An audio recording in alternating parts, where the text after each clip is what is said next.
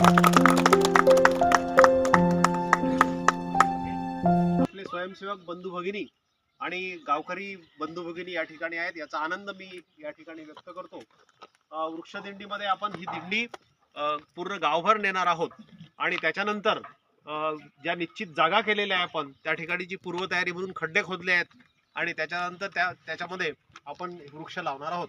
हे काही आजच्या पुरता नाही, तर याच्यातनं आपण प्रेरणा घेऊया की जेव्हा केव्हा आपल्याला संधी मिळेल पुढच्या आयुष्यामध्ये नागरिक म्हणून, गावाचा कर्ता माणूस म्हणून किंवा एखाद्या पदावर आपण जाऊ, सरपंच सदस्य कुठेतरी होऊ, त्या आयुष्यामध्ये जेव्हा जेव्हा संधी मिळेल, जशी जशी संधी मिळेल, लोकांना घेऊन वैयक्तिक पातळीवर वृक्षारोपणाचा कार्यक्रम राबवू।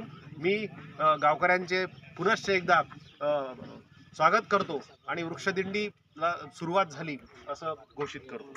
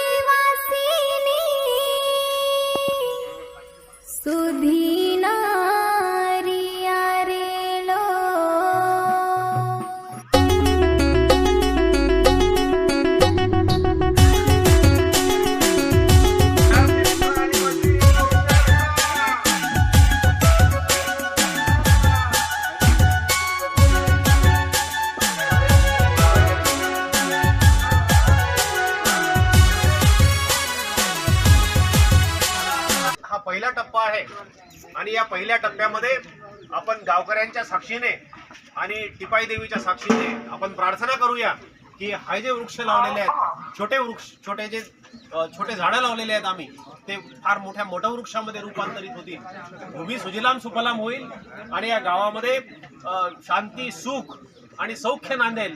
या शीतल छायेमध्ये या गावातले आमचे लहान बालक जे तरुण समान आहेत ते वटवृक्षामध्ये मोठे होतील, या गावचं रोशन नाव करतील, या परिसराचं नाव रोशन करतील, महाराष्ट्र राज्याचं नाव रोशन करतील, पर्यायानं भारत देशाचं नाव रोशन करतील, अशी सगळेजण आपण प्रार्थना करूया। वृक्ष लावा, वसुंधरा वाचवा, वसुंधरा वाचवा।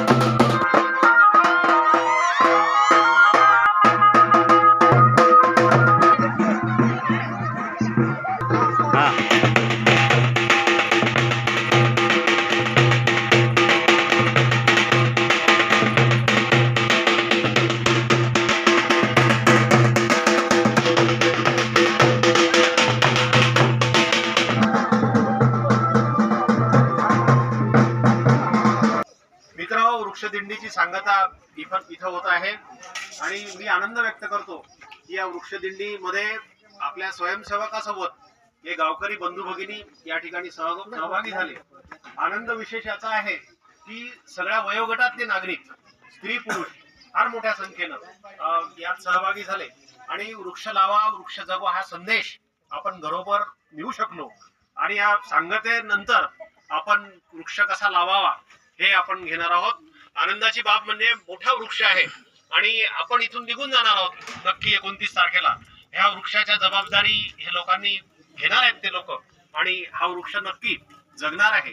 मध्ये आपण पाहायला येऊ, त्याचा वाढदिवस आपण दरवर्षी साजरा करू आणि अशा प्रकारे वृक्षाची चळवळ अपन हळूहळू निश्चित रूप हौले हौले लेकिन निश्चित रूप से हम लोग आगे इसको बढ़ाने की कोशिश करेंगे. मैं अपेक्षा करता हूँ कि आप लोगों का, सभी लोगों का साथ अगर मिलता है, ये जो पर्यावरण है, ये जो परिसर है, जो पहले ही सुंदर है, इसमें और सुंदरता लाने की हम लोग कोशिश करेंगे.